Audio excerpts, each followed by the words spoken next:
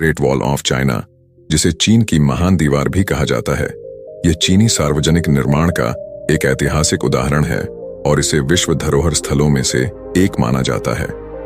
यह लगभग 13,000 मील 21,000 किलोमीटर लंबी है और इसका निर्माण अनेक राजवंशों के शासकों ने किया। इसका मुख्य उद्देश्य सीमा सुरक्षा और आक्रमणों से रक्षा करना था। ग्रेट वॉल ने चीन की सुरक्षा में महत्वपूर्ण भूमिका निभाई है और इसने विभिन्न कालों में चीनी इतिहास के साथ जुड़ी है।